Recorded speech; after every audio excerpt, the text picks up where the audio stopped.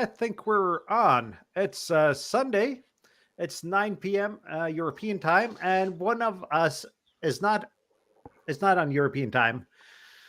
Um, Perhaps I should say welcome home, Walt. Thank you. My body clock's still in European time, but it's it's 3 o'clock in the afternoon here, so I'm getting. This is day 2 back, so I'm still getting through the jet lag a little bit. Yeah, jet lag is tough, but it's easier the way you've gone now than going the other way, though. Oh, absolutely, absolutely. So, let's see. We could probably start off with our ham radio week, though. So, let's start with you, Walt. Have you had time to do any ham radio this week? I tell you what was it? Wednesday afternoon in Poland, I took down the last of. I had an infed half wave up. Didn't really do a lot that last week while I was there. Conditions were, if you remember, we had a little bit of solar issues there, kind of in the middle of last week, and conditions weren't great. Got home, and it's still.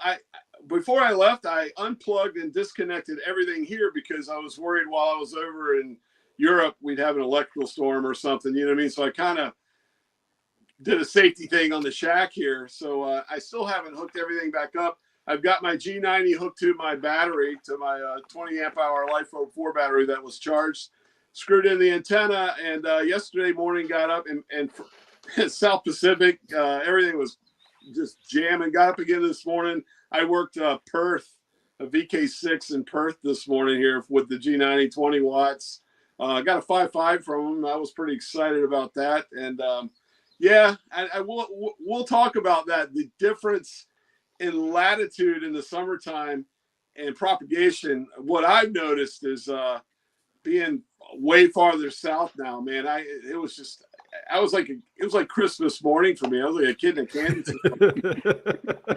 But, yeah, big difference. But yeah, so it's for that reason there. It's good to be home. You know what I mean? I still got to.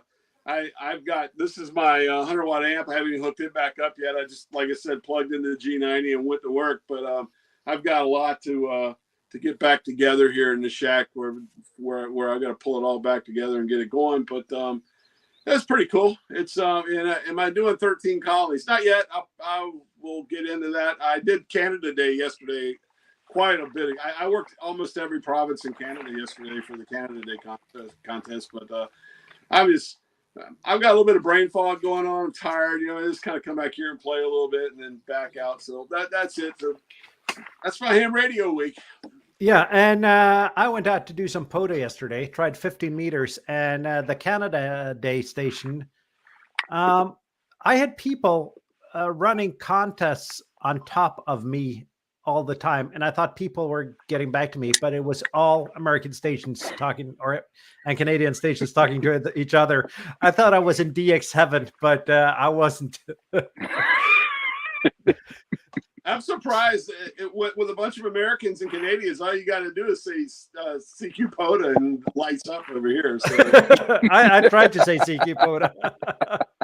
And the thing is, though, everyone was 5'9", so it was really great on 15 last night, but no one wanted to get back to me. I got one QSO on 15, but I did 26 QSO, so we'll talk about that later when we get to me.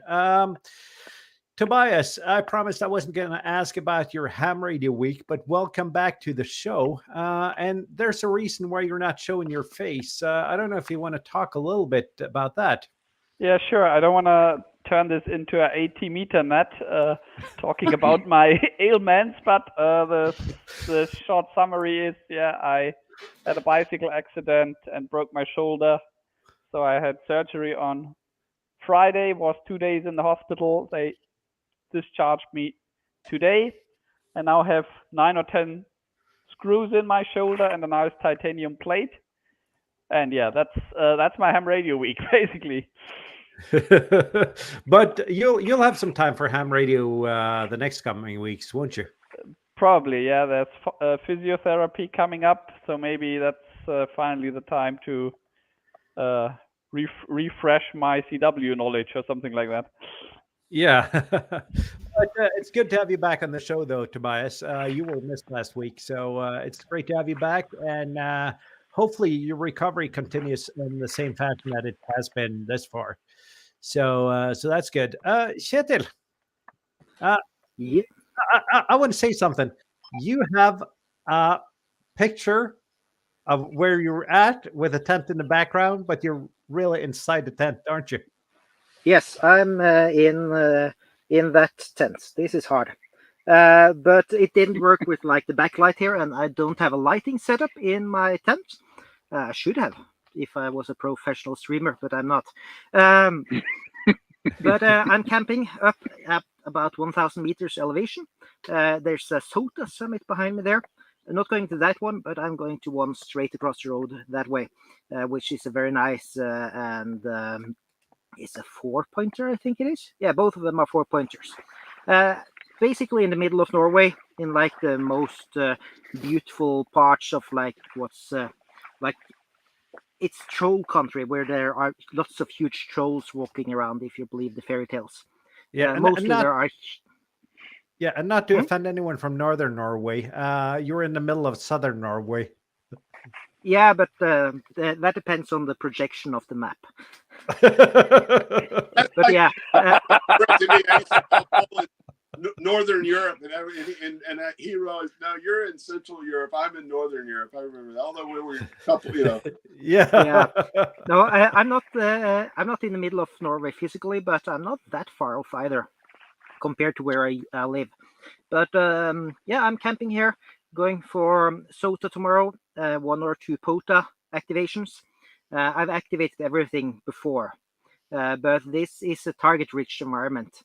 So, but that depends a lot on like the weather. Today it was raining a lot, and I think it was 7 degrees Celsius when I parked my car here earlier.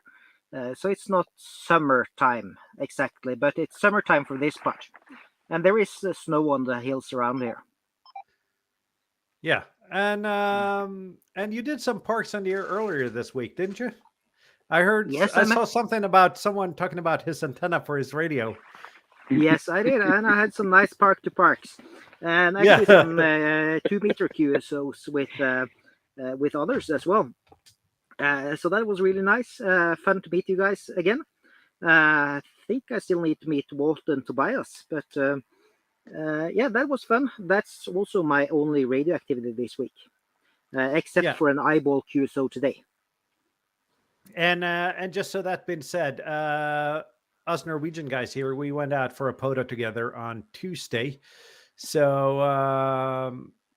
we had a lot of fun. There's a video on my channel about it, so I'm not going to talk it too much depth and detail about it, but it was great meeting up. And the next time we're going to bring Walt and Tobias as well. Yeah, I see Nathan has a question there. Yeah, that would I'll put depend it very up much on the weather. I think actually... what it's asking is what kind of temperatures do you have there in January? Do you know? I don't know, but I do know at least Dovre, which is north of here, is a rather extreme place, like blizzard territory. We have musk oxen running around. There's a lot of snow here, so there are lots of ski resorts. But yeah, dying of exposure, I usually don't dress to die for exposure. I usually try to dress properly. It's a habit you dropped out of, you're right? It's a habit you dropped recently. You learn the first time. Okay. Yeah. That reminds me of the age-old saying: "If at first you don't succeed, parachuting is not for you." So I was planning on getting some drone photography here, but there are 6 overlapping no-fly zones for drones up here at this location. But I may be able to fly some over at the Sota summit I'm going to tomorrow. So that's the disadvantage. There are some military camps and stuff near here. Yeah, and Nathan says he'd turn up there wearing flip-flops and a t-shirt and then moan about it's been cold. And I think that's the thing you only do once, though. Oh, yeah. I would do that. You would do that, yeah. Yeah. But Bob, you're on a POTA as well. You're actually on a summit, aren't you? I am on a summit today. This is Lima Alpha Victor Fox 016. It's called Lønnskål, which I've activated many times, even many times this year. But I like this summit. If I want to be outside in a radio quiet place, it's a nice place to go to. A half an hour drive, half an hour walk up. I've had a nice radio week as well. We went out on Tuesday, as you said, and I went to Denmark for my 5th wedding anniversary. In fact, Yeah, so let's see if I can find your picture here and put it up, though, because you did somewhat of a tribute to Walt, didn't you? Let's see. Here we go. Absolutely. It's, when you're in Denmark with these nice beaches, then there's really no excuse not to. Yeah. I'm going to put up some more pictures of some more impressive areas, but that was that's the Walt moment, I think. Yeah, I worked. That's the AM stick, 20-meter AM stick on a AM Pro stick on the top of my car. Not in that park, but the park before that. I parked the car, screwed that thing on top of it, turned on the radio, and on the frequency where I've been from the previous park, I heard the Canada Day. Someone calling CQ Canada Day from what do you call that on the west side of Canada? It's British Columbia. British Columbia, Vancouver. Yeah. First attempt. He was calling CQ. I answered him. He had heard me, well, not brilliantly, but we managed to finish a QSO. That was great fun. I think that's the best I've done with a stick on top of the car. And I did they have also in Denmark something they call summits, which we call hills in Norway. But I did one of them as well, and I think a total of 4 parks and 1 summit. So a good balanced vacation with the wife. Yeah, and I kind of forget. I had a comment here, but I forget. Never mind. It'll come back to me. Yeah, the ham sticks. We were talking about the ham sticks. They are a lot better than their reputation, though. I've done lots of DX on a ham stick on top of my car. So if the conditions are right, that works really well. Do you need extra radials, or is the car body enough usually? My experience, the car body is enough for anything above 40 meters, at least on my Nissan Leaf. That might vary depending on the car, though. If you're driving a huge American SUV, that'll probably have enough steel to give a good ground plane. Yeah. Okay. Yeah. Hey, but someone, I think Nathan in there that this was the almost European show now. Let me get this straight, okay? Mit Pronomen er Han Ham, and I identify as a European. This is 2023. Hey, he's wearing the T-shirt. What other proof do you need? Yeah. Yeah, and free Europe T-shirt. And also, Walt, you're my American or our American alibi, because 40% of my viewers are American or from the United States, and then about 15% more are Canadian. So you're our North American alibi on the show to draw viewers from there. And I'm probably the only American that can get on here and speak at least 20 words of a Nordic language. So, you know. Yeah. and before I go into my week, though, we got a couple 20 words more than I can speak, but okay. We got a couple of comments that we got to address. William says, try Scottish weather. They have 5 seasons in a day sometimes, and Norway's not that different, though. It can be different and a lot of weather at the same time. Especially where I live. There's yes. Where I live, like when people ask me about the weather, I just ask, which depends on which window I look out of. Western Norway and Scotland is basically the same when it comes to weather. It's horrible at times. Sometimes it's good. Yeah, and William comments that soda in Holland is easy, and you can probably elaborate on that, Kjetil. Yeah, it is, but there is actually a while to walk. Like it's compared to, for example, Belgium, then it's a lot harder. but like everybody can do it, and it was very beautiful. The two summits I went to in Holland were amazingly beautiful. One of them was on a World War II battlefield. You could still see trenches. You could still see what apparently was craters. So it was really special to operate there. So there was a lot of history around as well. And John comments, there are other Norwegian Americans here, and you probably got to elaborate on that, Walt. You're not Norwegian American, are you?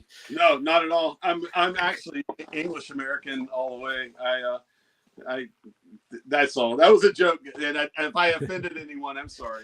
No, you did not. You did not offend anyone. But I mean, being American and being able to speak a Scandinavian language, that is not that common.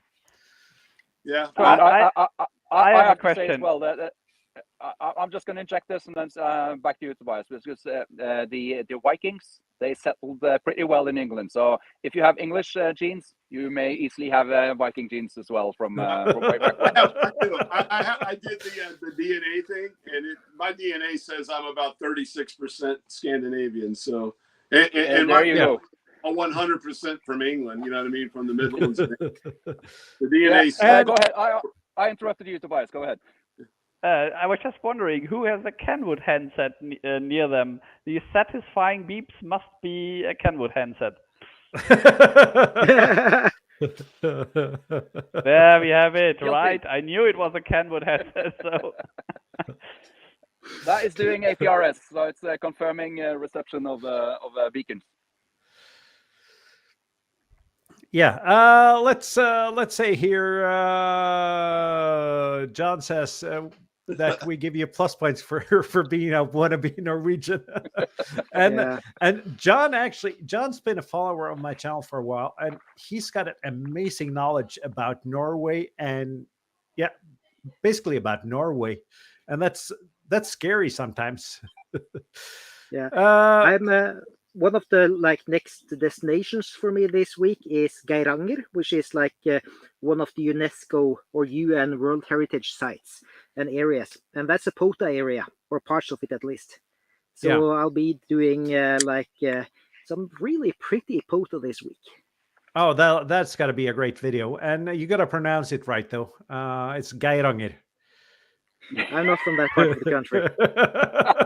but that. Yeah, go ahead, Bob. Have you been there before, Kjetil? Yes. I would do the top of the mountains, not the bottom, because I think doing radio from where the cruise ships more, that would be VHF local contacts only. Yeah. No, I've been there a few times. The last time it was empty, and that's such a difference from last year, because last year we still had the COVID restrictions in Europe, or at least some countries had them. Norway didn't, but the year before there was nobody. The country was empty of foreign cars and foreign camper vans. And when I drive into some parking lots here or gas stations, I'm the only Norwegian there. Everybody else are tourists from Germany, Belgium, Netherlands, and so on. So it's so different in just a year. Yeah. Imagine being a Norwegian with a motorhome or an RV, as they say in the United States, at a Norwegian campsite. There are a lot of Germans and Dutch people there, and not a lot of Norwegians. But that's the fun of it, though, being able to go abroad without going abroad. And I'll do this as a segue to my ham radio week. As we kind of drifted away. It's been a POTA week. It's been vertical coil loaded antenna week. I finally got the slide winder borrowed from, let's see if I can point the right way here, from Bob. And without saying too much about the video I'm dropping on Tuesday, it's an easy coil to tune. It's just you slide the color up and down, and that's about it. So that's good. And I got a couple of new toys this week, so I'm going to see if I can do this the right way. Let's see if I can Does this? No, that doesn't help. If I do it like this, There yeah. we go. There we go. I got a new tuner or an old tuner, and it's actually in focus. It's just an old webcam, so it's low resolution, but it's a JRC NFG 97, and it's got all of these nice buttons that click when you touch them, and Does it's it got a have really a nice. built-in dummy load as well? No, it does not. Unfortunately, my old MFJ tuner did that, and I got another toy as well. Let's see if I can move it up here, because we talked about CB the other day, and I got this little gem here. I haven't tested it yet. I'm not really sure what I'm going to do with it, but it's a CB radio, so I'm going to probably at least make a video on it and see how that'll work out. Let's give it some love. It's an 11-meter radio. It's only AM though, so would that qualify it as since I don't know the lingo here? Is that a CB radio or an 11-meter radio if it's only AM? Well, it would be. It doesn't matter what it is. If it's on the CB bands, that's 11 meters. That's just And John says, does Iceland qualify as Scandinavian? Technically, no. It's a Nordic country, but it's not a Scandinavian country. The Scandinavian countries are Norway, Sweden, and Denmark. Yeah, but if a Viking went through time travel and came back from 1,000 years ago and landed in Iceland, I heard that's the only place he'd be able to communicate. I heard the Icelandic language is still a lot like the Old Norse. We're getting off. Yeah, it uses a lot of the same characters, but it's not that similar. But it is the closest to Norse. Yeah. But it's far from identical. We had to learn it in school. And that's strange because I haven't heard about anybody else that had to learn Norse and Icelandic in school, but we did that in Norwegian classes. What You about went to the wrong school. We went to the wrong school. Yeah. Faroes? How close is that to Icelandic? Which country? The Faroe Islands. They are pretty close, and but they also understand Norwegian, so they're closer to that. I went there a few years back. It's a beautiful place. They have an epic radio amateur station there, Oscar Yankee 6 Foxtrot Romeo Alpha. Beautiful place to visit, so I highly recommend going there. Also, a lot of SOTA summits that don't get a lot of love. Sounds like fun. Can I just do a shout out to Kilo Sierra Zero Juliet Delta? I got a message on APRS. That's always fun to do live on the air. Yeah. So I'm not sure who that is, but yeah, very cool thing to do. He's in the chat. It's Jeff. It's Jeff. All right. Yeah. Excellent. Nice.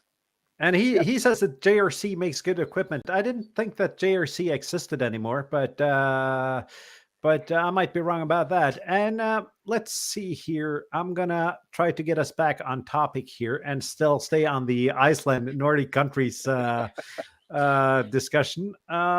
Let's see here if I can get the right. Let's see how this works. Okay, what happened now? Where's my StreamYard window? There we go. And that doesn't show up at all. But I did Iceland on 6 meters yesterday or the day before. Cool. Nice. Yeah, I did that a few weeks ago as well. That was also really fun to just have an opening there. I have one QSO in Iceland, and it just happened to be the president of the IRRL or whatever their equivalent to the ARRL. It was like I went straight to the top. It was pretty cool. You don't have that many to choose from, though. I know, and unfortunately, he didn't confirm it in QRZ. I was kind of hoping he would, but oh well. I need to get over, and I said I was going to get my station master set up this weekend. I took a nap, got tired or whatever, but I'm going to do that, and then probably bring in a logbook of the world as well. You know, Morten, getting on topic though, you were saying, talking about Iceland. Me, like as I said earlier, getting down in the lower latitudes now after being in Europe pretty much for a year and a half or whatever, but being back and forth. and I'm asking you guys this question here. What time of the year do you think you work your best DX, being that you're in a place that so far north, and what goes on there as far as summer versus winter? What is better for you guys as far as DX is concerned? I'll go first since no one else started. Usually summer, but summer's been really bad this year. But spring, late winter, early spring was great. Summer's been a disaster, actually. Yeah. I noticed. And before yeah, here, go ahead. Go ahead. I'm sorry. I didn't mean to. Yeah, I just want to address Gert's question here. Yeah, the guide to set up the JPC for the different bands, that's down in the comments on one of my JPC 12 videos. It was Lasse LA5 PPA that translated a German guide to English and put it on there. So if you check out the comments section on my JPC 12 videos, you should find it there. And I think you posted the same on Ham Radio Dude's JPC 12 video as well. So check that out. Go ahead, Walt. Sorry.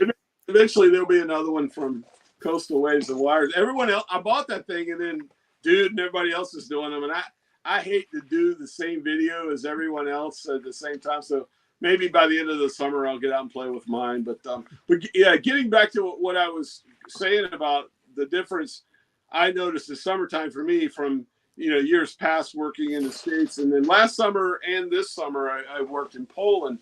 When I was here the month of April in the States, and then went back and spent May and June in Poland. The month of April in the States, I was just slaying 10 meters here. It was amazing. So my thought pattern was I was going to go back to Poland. I took a mag mount. I got 10-meter antennas, whatever. I thought May and June in Poland, I was going to go out with the portable stuff that I had with me and operate 10 meters. I don't think the muff got to the point of 10 meters the whole time I was there. It was just, like, if you look at the muff map right now, I guarantee you, it's just, it just never got above like 21 megahertz. I think I worked 10 meters one time. It was just the middle of the day in June. I had a 10-meter contact, but I really struggled at that higher, that higher latitude. And I was wondering how is that kind of out of character for summertime right now for you guys? I know you've probably experienced the same thing in Norway. I think you should answer this, Kjetil, because you've had your license the longest. I got licensed at the bottom of the solar cycle. Yeah, I had good hopes for this summer. It hasn't been good. And while you answer, I'll put Colin's comment up on screen here. Yeah. For me, for DX, summer is best, and that's basically because the DX bands are more open. Like 40 is always open, but 20, 15, 10, and so are open in summer, and they're dead in winter. 20 can be open mostly somehow, but for me, I got licensed on the top of the solar cycle, so everything has just been very random the last few years.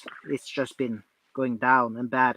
But DX summertime.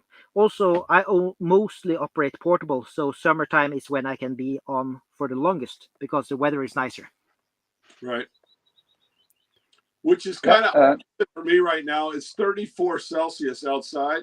Summertime for me, I'm inside right now. I'd rather be in here operating than out on the beach. The other problem I have too is the beaches are packed right now and operating portable in some of the spots I go to. But it's not for you American guys. It's about 93 here right now Fahrenheit. It's a hot day, and I'm not used to it. I've been, that's about 35 Celsius, I think. Yeah.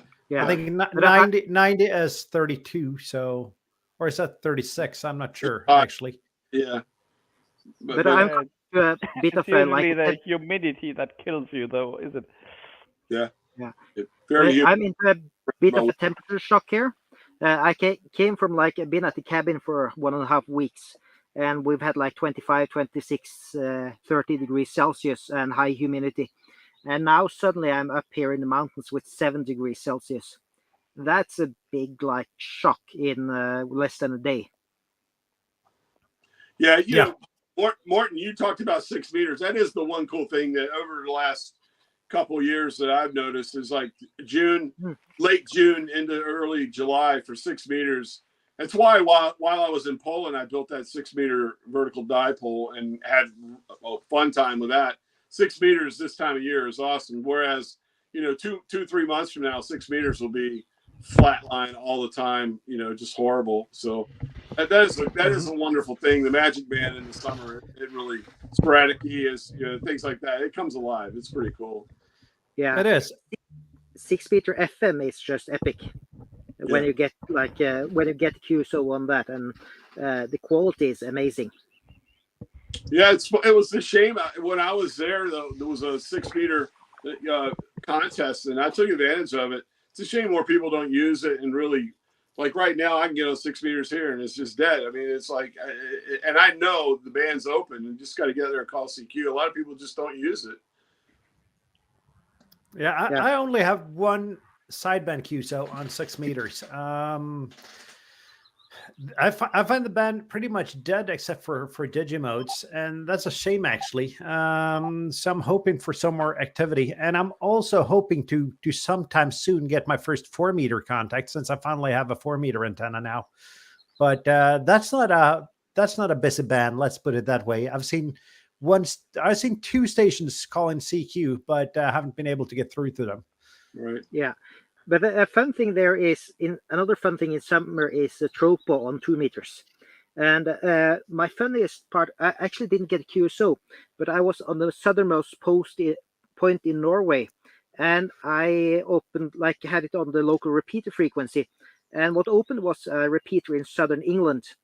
And that was a guy there which had a QSO with a guy up in Scotland over that same repeater. So it was really big, and I couldn't get through to them, but they were really amazed about it as well. So 2 meters suddenly just opens with tropo over the North Sea, down to Germany or down over to UK. Mm-hmm. We have one of the local guys there in the club. He loves that stuff, and he's been doing 2 meters all over Europe, in fact, on sideband. It's pretty amazing what can happen. I've been watching him doing contests on 2 meters sometimes, and it's just it's unbelievable, in fact, what you can manage on 2 meters when the conditions are right. Yeah, and usually for some reason, aurora activity is lower in summer. At least it's less effective. So, so that is quite. It helps a lot here up in the north. Cool. Yeah. As for my thoughts on this, I've only been licensed for a year, so I don't really have an opinion as to the seasonal aspects of it. But I can tell you, I've been to Denmark this previous week, and there's a noticeable difference of who you can hear and who hears you in Denmark as opposed to up here in Norway. And it's not really that far, but it's a noticeable difference. I worked pretty much American stations every day, daytime on 20 meters, not a problem at all. And it's a bit more rare to get that in up here in Norway, I think. So it's a bit of a difference, even just going from southern Norway down to Denmark. Then again, it might have just been good propagation those days you were in Denmark, though. It could have been, but yeah. You and I experienced that yesterday. Morton and I experimented. When I heard your club, Bob, yesterday, I texted Morton right away. I said, I'm here in Norway, on 15 meters. So Morton and I tried 15, 17, 20. We were trying, and I couldn't get through to Norway. Couldn't hear him. He couldn't hear me.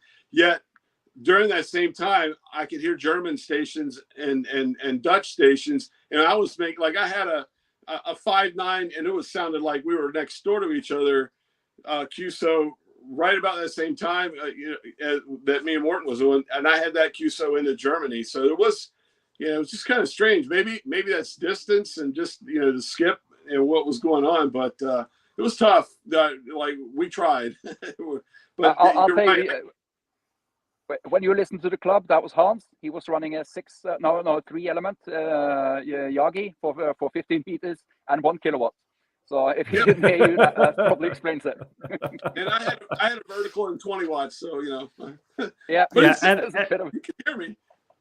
And I need a better antenna for 15. I noticed that yesterday when I went out for my PODA, I heard North America all over on the slide winder on top of my car. Got home and well, both of the antennas I have that cover 15 meters were a lot quieter back here. I got an NFED half wave 40 through 10 and a Windom 80 through 10, and both were noticeably worse on 15. So one of my plans for summer is to build some kind of 15-meter antenna. First of all, I got to figure out where I have room for it. And second of all, I got to figure out how to route the coax outside, because that hole that I drilled through the shack ceiling doesn't really have room for any more coax. Yeah, And Moxon, the 15-meter Moxon would be your antenna. I really want to get into Moxons, but there's a scary aspect of the Moxon though, because you got to be so focused and get everything right with all the length and everything. I've tried a 2-meter Moxon and that went pretty well. So and Corey in Brisbane, VK4KA, he has a 20-meter Moxon, and he can hear me. And I know there's no way, no one else in Australia can hear me. He can hear me, and he says I'm like 5'5", 5'6", or whatever, and he's like pegging me at 5'9". He's running 100 watts, and I'm running 20, and it is absolutely that Moxon antenna that. And I'm sure if other Americans that have worked Corey. VK4KA and European. I worked him in Poland, and it's that antenna, that Moxon antenna of his. Of all the guys I've worked, that antenna that he has impresses the heck out of me. That Moxon, that 20-meter Moxon he has, because guy is just. I mean, he is just awesome with that. I mean, everywhere I go in the world, I can talk to Corey. He just turns the Moxon to where I'm at, and we talk. It's a great antenna. And you are aware that if you say Moxon once more, we'll summon Chuck. No more. Yeah, but Moxon is definitely one of the antennas that I really want to try out. But at the moment, with everything I got to do around and on the house during the summer, I'm probably going to go for either a dipole or a simple quarter wave vertical. But first of all, I got to figure out where to route the coax though, because I don't really have room for any more coax. And that means I got to replace one of my other antennas, and I don't really want to do that. I can't say Make a new hole in the ceiling. Yeah. Simple solution. Yeah, there's someone right out there that perhaps wouldn't agree with that. I'm sorry. Make a new hole in the roof.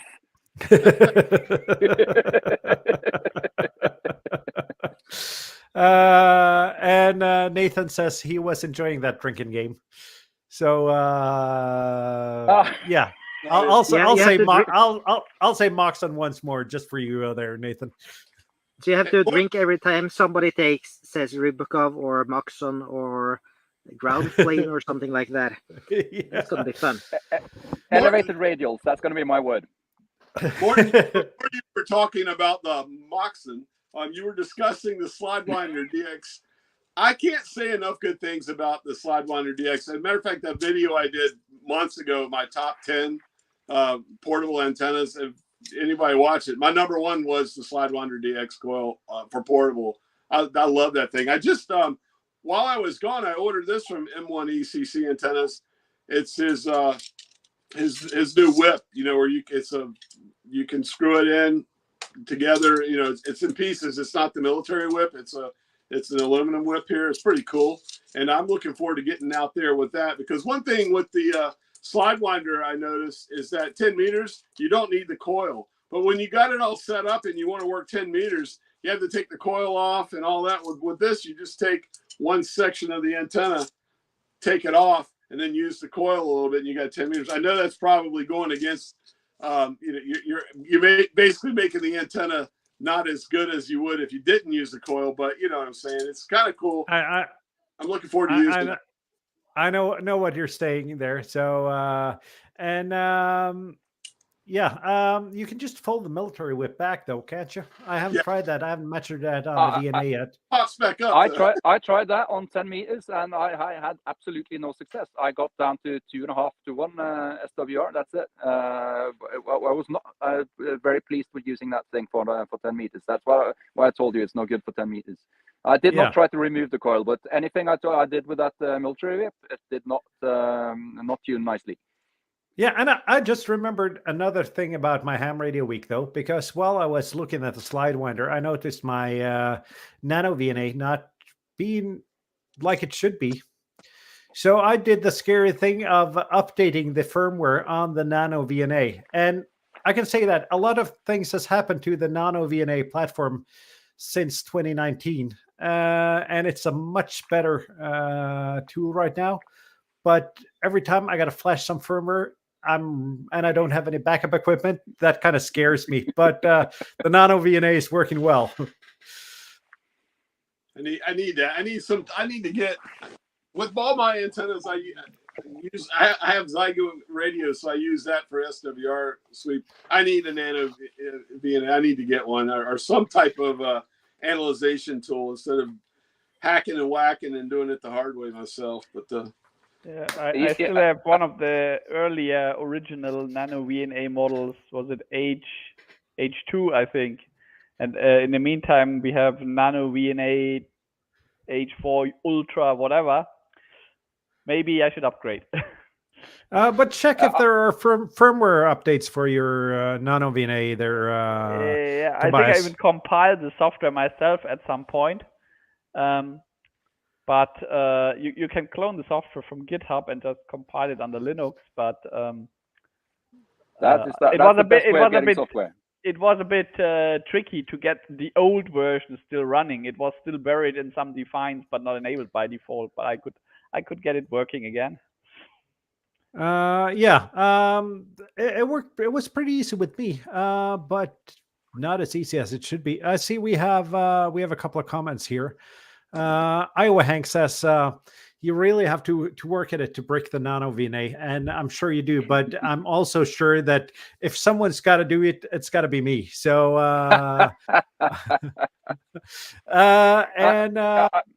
if I can inject, Walt, you're talking about getting the nano VNA. If it was me and I didn't have any of this equipment already, I would consider getting the Rig Expert stick. Yeah, it's a bit more money, but it's a very, very nice device when you go portable. So yeah, I don't have it, by the way, but I wish I did. I wish I did as well. I went out for POTA on Monday, I think. Sunday, and a fellow ham stopped by with this Rig Expert stick, and if you're the only thing you're going to do is check your SWR, it's probably a much better tool than a nano VNA, but the VNA can do a lot more. I see that Nathan asked the main changes on the nano VNA firmware. I haven't really done too much with it, but it's faster and it looks better. That's the changes I've noticed now, and it works for me because something happened with the old firmware, so I can trust the results. Mike's just make sure to recalibrate after you update the firmware. That was someone. You got to recalibrate it, and you got to watch some YouTube videos on how to recalibrate it as well, because or to set it up from start, because you reset it. And I didn't remember how I set up my nano VNA, so I had a big YouTube black hole. Mike's got his coil up. He's got a Sporty 40 coil with I guess that's a 70-foot whip. I'm not too good in non-metric measurements, or a 5-meter whip. And as far as I know, that's just a coil for those 5-meter whips that lets you get 40 on them, isn't it? Oh, I don't know. Okay, no one knows. No one knows. Maybe Mike Okay, knows. Mike probably knows. Let's see here. And Gert asks if anyone's tried the K6ARK matching units. And I really wanted to get one. They've just been out of stock every time I've had some spare money to buy one. And it's not that they were expensive, but it's just once I think about getting one, they're always out of stock. But they seem really nice for QRP work. What, can we put up a picture of those? Because I have no idea what that is. Can we get one? That's the smallest NFED half-wave transformer you can find. Oh, right, yeah. So it's not a tuner. It's just a 49-to-1, a really small 49-to-1. Yeah, or 9-to-1. Then I've seen Depends. It depends how you build yeah. it. I'm gonna hang on here. I'm gonna put the page up. That was the wrong one. Let's see. Share screen, and there we go. Yeah, as a side note, I have a very happy cat here. That I'm back at home. Yeah, I get extra cuddles. So it is basically it's basically a BNC plug with the smallest ballon you've ever seen. So it just looks like the BNC plug when it's assembled. And that's a tiny PCB that you use to do the interconnects, yeah? Yeah, it's really tiny, and there's the capacitor is really tiny. It's a surface mount part. So he actually says that you got to be careful that you don't lose that when you open the envelope. Do they sell a 1-to-1 ballon so you can use as a choke? You can make a 1-to-1 ballon from K6ARK from this one, but that's more for dipole use though. Well, yeah, I think of all the questions I get with my antennas is the N9 SAB 1-to-1 ballon that I choke out with. Everyone asks for that. And then Tim, N9 SAB, bless his heart, man, he's a one-man show trying to build them. I know he puts them up and they sell right away. That'd be an alternative if somebody wanted a small, inline little tiny ballon, or choke that you could hook up to, say, a 9-to-1 or whatever, put it in right behind it, or that seems like it'd be pretty cool. Yeah. Speaking about that, a 9-to-1 with a built-in choke. Jill, the radio prepper, has a 3D printed case for that and a video on it, on how to make an all-in-one unit. I've been thinking about that, but I haven't gotten that far yet. Yeah. As most of my projects. I've been thinking about a lot of projects, but only half of them ever gets to reality. And Jeff asks if that's the spark plug antenna. No, that's not the spark plug antenna. The spark plug antenna is another tiny 49-to-1 Anand. Let's see if it kind of looks like it though, doesn't it? It looks like the spark plug antenna looks like a spark plug. I have one. I have to dig it out. I actually had one with me in Poland this last time, and I was corrected. Someone told me the spark plug is actually 64-to-1. Might be. Let's see here. There's the spark plug. It looks like a spark plug pretty much. And you can get that in a 50-watt and 100-watt version, I think. Yeah. Cool. It works well. I have one and I've used it, and it's a great little thing. I looked, like I said, when I was traveling back and forth to Europe, back over here, I was looking for the smallest things I could get at first. That's why I got it. Then I just said, the heck with it. I'm taking all my big stuff with me and paying. So, and speaking about N9 SAB antennas, Mike's just ordered a choke and 40-to-6 off-center fed dipole, and you've used both, Walt, haven't you? Yeah, I'm gonna tell you something, Mike. Anything you get from Tim N9 SAB, it's going to be awesome. I've got I've got that choke, the 1-to-1 ballon. That's the one everyone asks me. It's just a little black. It almost looks like part of the coax that you just twist in. I've used his off-center fed that you're talking about. Amazing antenna. His half square, his small infed half wave antenna. His dipole, over in Poland, it was easier for me to just buy his little tiny dipole. I got one for 20 meters, used it. And the funny thing is, every time I hook it up, do an SWR sweep, exactly where he said it would be. And I know he does test his antennas before he sends them out, and whenever you buy something from him. But man, Tim makes some nice stuff. It is quality, man. When you open it up, it's it's sealed and it's just great antennas. So yeah, Mike, you're not going to be disappointed if you bought anything from Tim N9 SAB. He's a great antenna builder. And Yeah, I'm not. I've been looking at those, but shipping's just too much for it Right. over here. Yeah. Yeah, I've traveled. I have quite a lot of his stuff, and I love it. And and I purchased it. He did. Disclaimer: he did give me the Ballon, and he gave it to me. He says, "Walt, tired of watching you not use choke here." You know what I mean? Yeah, and it was good advice, and I appreciated getting that from him. But yeah, it is. Tim makes great stuff. So anybody out there, he's on eBay and on I get stuff from him on Etsy. Just do ham radio antennas on Etsy if you guys have Etsy. If you're in the States, I do know I actually have purchased an antenna from France on Etsy. I know there's a French builder. And there's another antenna manufacturer that comes up if you search for ham radio antennas on Etsy. Yeah. Or something like that. Yeah. I purchased his infed half-wave. One thing I really wanted to do when I was in Poland and tried to do it was, I like to build antennas, but I would purchase. I didn't get anything for free. It wasn't a promotion. I would try to, if I saw a builder that was selling antennas, I would buy it and then take it over there, put it up and do a video on it to kind of help the community of antenna builders. That's how I ran across Tim. And nothing against anybody, that I did the that X antenna, the one where you can switch from 49 to 1. Yeah. I used that. That was a great antenna. And nothing against him or anybody else, but I tell you what, top quality, top notch from Tim N9 SAB. His stuff was really good. And I just want to point out that Etsy is a safe place to buy antennas. Yeah, it's a good, very.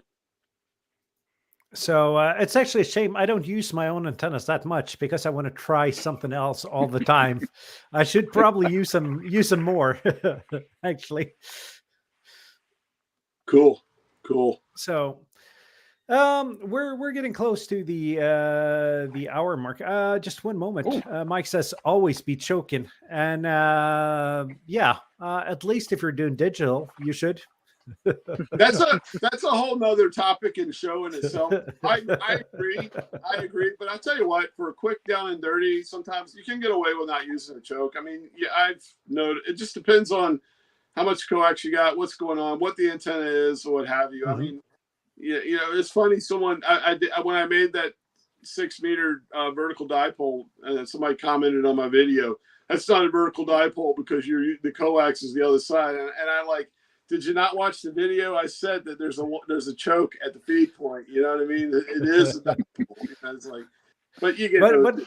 But does that mean that comment? If you build a standard, let's say a flat top dipole, is that not a dipole if you don't use a choke? Yeah, I'm just trying to follow his logic here, though. Yeah, I hear you, and that's what we're all taught to build dipoles that way. Just 2 pieces of wire in the coax. Yeah. So I think that the thing is, if you do that, you will be very dependent on the length of your coax. Certain lengths of coax will give you radiation, and you will pick up signals on from the coax. And certain lengths you will not at all. That just depends on whether the length is anything that resonates on the frequency you're at. So it's a bit of a crapshoot whether that's going to work brilliantly or not. And I agree. Always use a choke if you can. It's probably a better idea. Even just a simple air choke. Yeah, and that was what I used to do. Was I would do the ugly Ballon or whatever at the feed point with it. I've done that quite a few times too. Building antennas, but just so easy to put a choke in there and do it right. Yeah. And speaking about that, my antennas does not have a choke.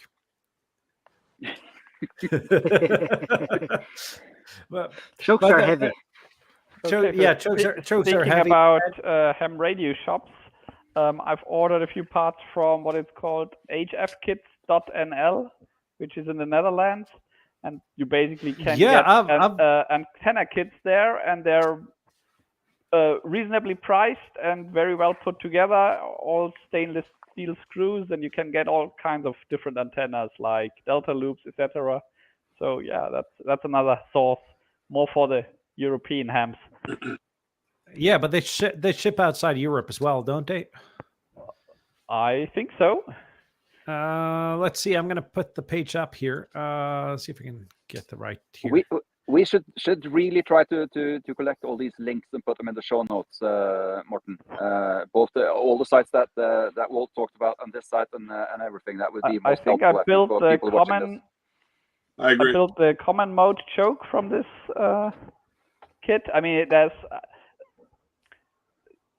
it's just box standard parts, but if you don't have a full workshop on your own and all screws and nuts and bolt sizes, then this is a very nice thing to just get everything you need to build an antenna, right? That's the great thing about not all of these kits, but a lot of these kits is that it's standard parts, but someone has done the effort to collect them all for you, pack them up, and give you a manual, and that's worth some effort, though. Exactly. Yeah. That's the price you pay, and I'm happily paying that. So, and my daughter's going to walk by with a green T-shirt, so that's going to be funny to watch. Not the same shade of green, luckily. No. And I think she's pointing at me with some kind of wrong finger, though. So. But we're closing on the hour mark here, so let's try to wrap things up. I guess summer and ham radio for us will be antennas and portable operating, and I guess that's what it's all about. I'm going to be at Park next week. During next week's stream, I'm going to see if I can. Okay, I somehow removed that picture. I'm going to pick the picture up here. Let's see here. There we go. I'm going to be at the park for next week's stream, even though it's not a POTA location. So this is where I'll be next week. Hopefully I'll be able to do some radio there. I can see that there is a tower there, so perhaps I can do some radio. You're going to climb the tower to put up an antenna? I could try, but I don't think that'd be a good vacation for the rest of the family. Probably not. Visiting you in jail or whatever. Yeah. Or you could end up like Tobias. So let's not do that. Let's not do that. But then again, any plans for next week, guys? Let's start with you, Bob.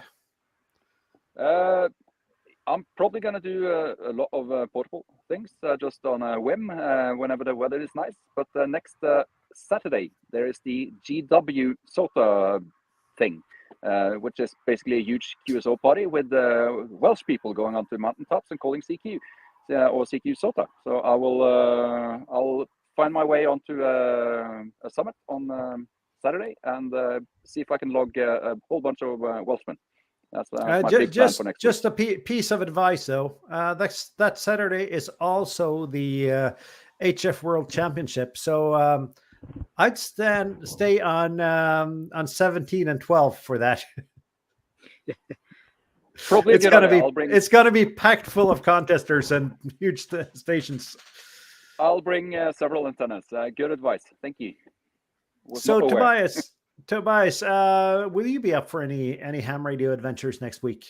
I guess physiotherapy and doctor's appointment first, and then spare time. Let's see how good I am in winding NFET half-wave transformers with only one hand. Let's see if that works. But I got the enameled wire. I have the transformers, so I could try making a start on that one. So yeah, that sounds like a challenge, though, but it'd make for good content on YouTube. Yeah, at least for a good laugh. I can just imagine the commenters if you do that. Yeah. Yeah. Maybe I should do it just because to get some extra views, for comedic effect. No. Yeah. Yeah, And no matter what, you're gonna end up with sad hams telling you you're not doing it right. That's not the way to do it with one hand. Yeah. I could do that with no hands. Yeah. Yeah. You should only wind with 2 broken arms. Oh, one is not enough. Yeah. Yeah. And Thanks. you might have to find 80 meters again and see what you can do there. Exactly. Get some tips. Yeah. Kjetil, any plans for next week, or is your vacation coming to an end? No, I still have 1.5 week left. So I'm driving from here in the middle of southern Norway, as you corrected me. And I'm driving a bit further north to closer to where you're from. And then I'm driving south through the western coast of Norway, going through like some of the most scenic locations we have here in Norway, at least in southern Norway. Doing POTA summits on the air, flora fauna, wherever I feel like. And yeah, just enjoying myself on vacation. So that's my plan for the week. I don't really know when I'm home, and I don't really care, just as long as it's before next Wednesday. Sounds good. And Walt, any beaches in the near future? I hope so. Right now it's super hot.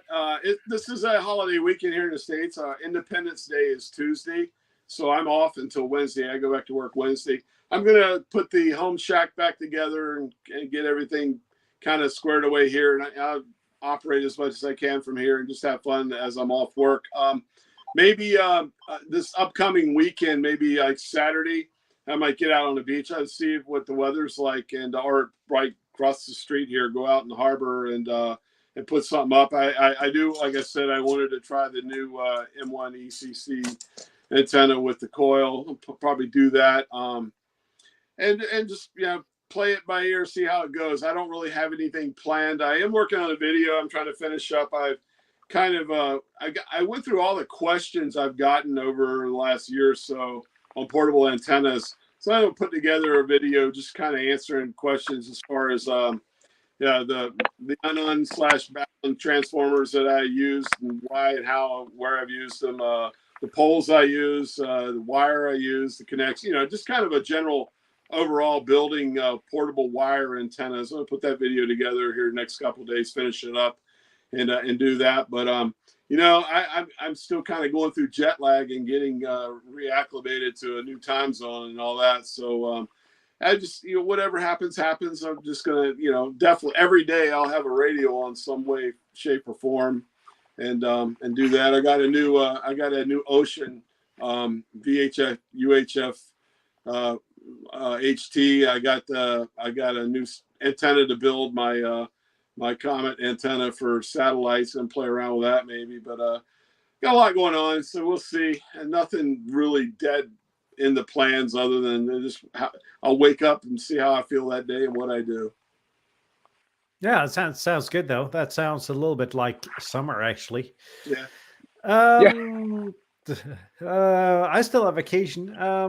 Technically, even though I've been off since Tuesday, I started my vacation. I start my vacation actually tomorrow, technically. So I'll be going camping next week. So I'm not really sure what I'll be doing and what the possibilities of doing radio at the campsites are. Even though I might get an antenna up, it's doomed to be noisy and I don't have a bleep button, but it's doomed to be noisy there. So we'll see what I can do about that. I might see if I can revisit some of my HF camping videos and see if I can give some advice when there's a lot of noise around. Besides that, I got a video coming up on this tuner, or I think I do. I filmed it. I'm not sure if I'm going to release that video or I'm going to go a little bit more into depth about it. I'll see when I start editing it. And I'm going to check out the Slidewinder DX. And I'm probably going to record those 2 videos before I leave for vacation. And I'm getting close to my kilo. I'm at 970 contacts now. So And I probably shouldn't have said that because there's there's a video about that coming on Tuesday. So just forget what you heard though. So I have to run home and get the second or the third kilo before you, right? Well, I'm going on vacation. I'm gonna be gone for not more than 5 days though. But I'm not going to be able to do any POTA there. But perhaps if weather permits, I'll do a little bit tomorrow. I'll see what time and weather helps and what can I do about that. Gert says to the TEHRS team, thank you for the show. It's helpful and amusing, and that's what we try to be. That's kind of our goal with this. So that should be our Yeah. tagline, actually. Helpful and amusing. yeah. Not And- too serious. No, it's going to be fun, and it might not always be on topic. Sometimes we might discuss what's Scandinavian or not, but we'll try to bring it back to ham radio somehow. And Kjetil started another YouTube channel called Yeah. Scenic Norway. And for if you like- everybody who enjoys his drone shots, I guess that's the channel for you to subscribe to. yeah, I've found out like combining two types of content in one channel didn't really work. So this is No. like a fun part of doing YouTube. Like I saw a lot of people subscribe and then unsubscribe again when I uploaded a new YouTube, a new radio video, because they wanted to see nice photos. Of course, the drone shots will be parts of my main videos still, but like just the shorts, which are just like fancy 1-minute clips or 30-second clips, they will be on their own channel. yeah, and I got a Yeah. theory there, Kjetil. I'm just gonna. I'm a bit merciless. You get the cat video and then you get the ham radio video. But of course, it doesn't work either. Yeah, I should buy a cat or just borrow one. I just got to say one thing, Kjetil. Calling your channel Scenic Norway is a good thing, but it's not really searchable. I don't really care. No, so we'll put the channel up at some point. But I got a theory that channel is going to grow a lot faster than your ham radio channel, though. It's a slightly wider audience. Like that. Yeah, but to be honest, it's also excellent content. These shots, they're Yeah. really, really, really gorgeous. That could be a BBC documentary. I've said that before. So you're thanks. gonna kill Yeah. with that channel, guaranteed. I think a few years ago that would have been completely impossible to do for a hobbyist. Yeah, but these days with a drone, it's amazing what you can do. And Yeah, I think everybody can just buy it. Kjetil also has a very good eye in editing it. So I really like his shots. Yeah, and absolutely. it's a great channel, but your ham radio channel is great as well. And I see that Darren tried searching for it. So any good tips on how to put it up on screen, Kjetil? Do you have an Yeah, app that's a good handle one. for it already? One of these short ones. Somebody found it. Yeah. Well, Well, link in the show notes, Morten, at the end of the show. Just Yeah. stick some Right, links in we'll there. just hang, edit hang on. that. Scenic Norway said hello. Let's see if I can click that somehow and open the. Let's see Wait, here. one extra L. It's starting to get really cold here. Like I'm having frost smoke. So I have to Yeah. get into the sleeping bag soon. I'm just going to put your channel up here and then we'll say 7.3 so people can find it here. And it's at Scenic Norway, actually. So let's see here. It's right here. So go ahead and subscribe to him. He needs more than 8 subscribers on this channel. Thanks. And on that note, let me just get that away. We're just going to say 7.3, and we'll hopefully have a guest next week. He just hasn't confirmed yet, so we'll just wait for its confirmation. But I think he'll be on, so that'll be great. Look out for the announcement on YouTube. 7.3, Yeah. y'all. Thank you for watching. Thank you for being on, and we'll be back next week.